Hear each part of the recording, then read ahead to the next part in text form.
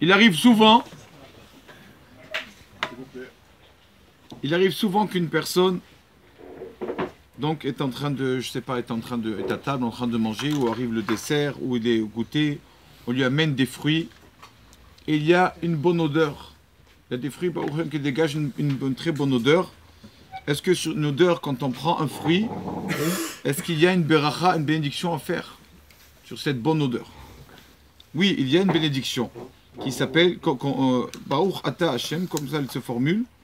Baruch Ata, béni sois-tu Hashem, Lokenu Melech HaOlam, béni sois-tu Hashem notre Dieu, Hanoten Reach Tov Baperot, qui donne une bonne odeur dans les fruits. Est-ce qu'on doit faire cette bénédiction quand on sent un fruit? Oui, mais à une condition.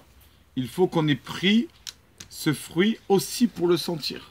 Quand une personne il prend un fruit, c'est que pour le manger. Oui ou pas? Que pour le manger. Finalement, il y a une bonne odeur. On ne fait pas la bénédiction sur l'odeur. Mais quand il a pris le fruit, d'accord, il comptait aussi profiter de l'odeur, alors il peut faire la bracha Anoten Reartov Baperot.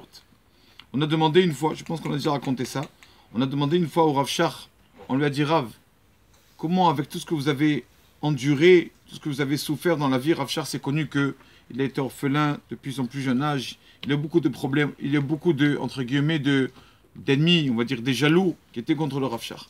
Et on dit, comment vous tenez la Emouna, comment vous avez encore confiance à Kadosh Baruch Hu? Comment vous avez la preuve qu'il y a Kadosh Baruch Hu, qu'il y a un Dieu après tout ça? Alors il dit, voilà la preuve.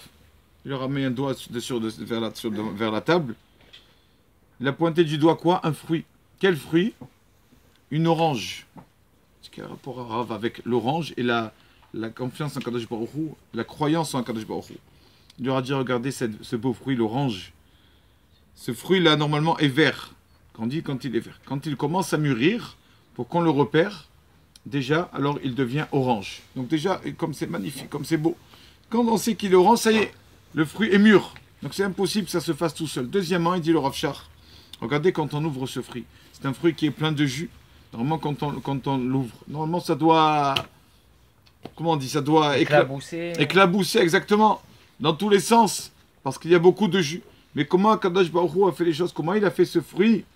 Il a partagé en quartier fermé, comme ça, quand on ouvre ce fruit, alors ça n'éclabousse pas sur la personne. Il dit de tout ça, rien que d'un fruit comme ça, je vois qu'il y a un bon Dieu. Je n'ai pas besoin d'aller trop loin. De ce fruit qu'il y a en face de moi, déjà, tous les bienfaits qu'il y a dans la nature, un fruit déjà, ça amène déjà là. C'est pour ça que même avec les fruits, en réfléchissant un peu, on peut arriver à la Mouna Kadosh Baruch Hu. Donc c'est bien quand une personne...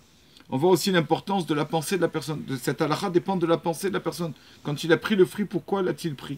Est-ce qu'il l'a pris uniquement pour le consommer ou il l'a pris aussi pour le sentir? Donc une personne qui veut faire la bracha, quand il prend le fruit, il pense qu'il veut aussi faire la bracha s'il y a une bonne odeur. Et avant de manger, d'abord il fait la bracha. Hanoten Reach Tov Baperot, celui qui donne une bonne odeur dans les fruits. Après, il fait la bracha pour le manger. Il le mange.